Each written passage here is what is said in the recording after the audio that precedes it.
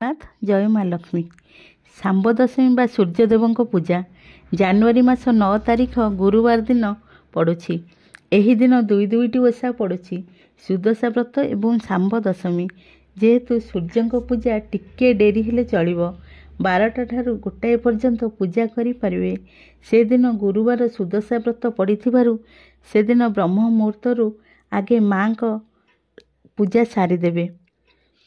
घर द्वार लिपा पोछा करी माँ को पाखे झोटी पकाई कल स्थापना करी फूल 10 गोटी दुब 10टी बरगली पत्र एवं 10टी अरुआ चाउल रे नुआ व्रत गुड़ाई लक्ष्मी नारायण नाँ रे 10 गोटी गंठी पकाई माँ को पाखे थोई पूजा करिवे। 10 गोटी मंडा पिठा लागी करिवे। नचेत जीए न करि पारिले से माने छेना कदली गुड़ ए सबुरे 10टी गोला करी माँ को पाखे पूजा करि परिवे। धूप दीप झुणा दे पूजा करी श्री सूक्त कनकधारा सूक्त पढ़ी माँ को पाद तले शरण पशिबे। पौष मासरे सुदशा व्रत पड़िथिबारु नुआ व्रतधारी माने व्रत करि परिबे नाही, अन्य माने करि परिबे।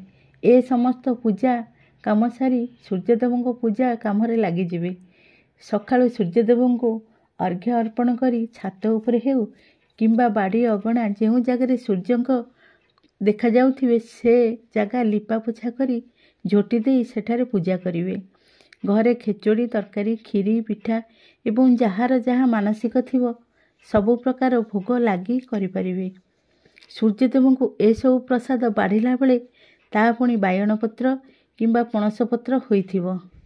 7टी पत्र रे बढ़ा होई सूर्यदेव को अर्पण करी अर्घ्य ढाली पूजा करिवे। कुहा जायछि श्रीकृष्ण पुत्र शाम्बदेव एक व्याधि रे आक्रांत थिले।